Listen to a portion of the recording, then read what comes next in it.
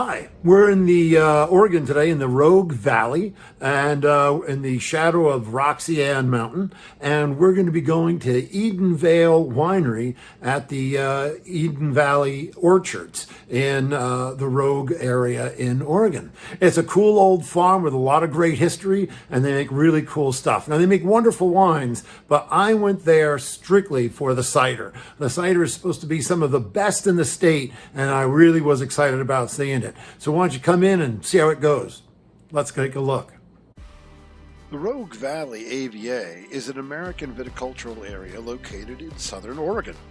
The area includes the Rogue River Basin and several tributaries, including the Illinois River, the Applegate River, and Bear Creek. There are just shy of 20 wineries with 1,100 acres planted. Each river valley has a unique terroir and grows different grape varieties. This region is the warmest and driest of Oregon's wine-growing regions.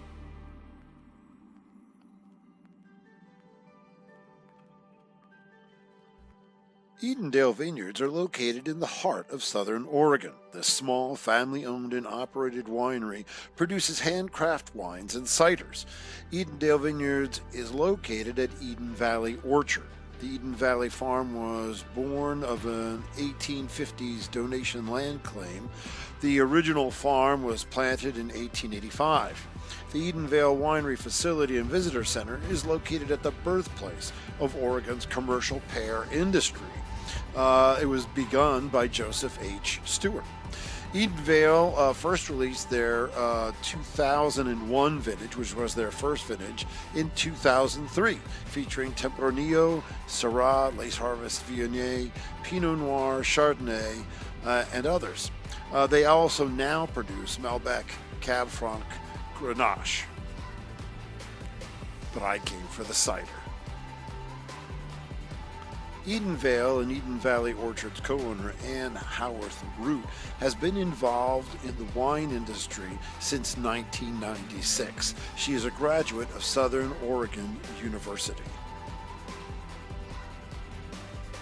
Ashley Campanella joined Edenvale in 2001. She started working in the winery from the first vintage, and in 2008 she was promoted to Edenvale's winemaker.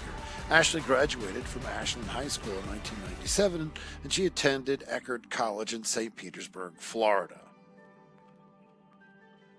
A visit to their beautiful tasting room with formal gardens is well worth the stop.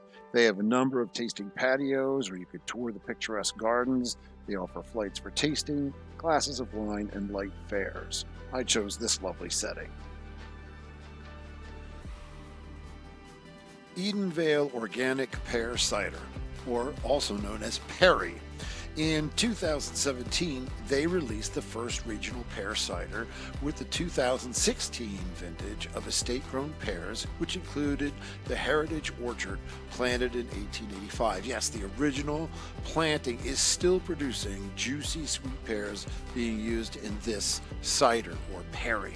The pears are picked and immediately fresh pressed and then cold fermented.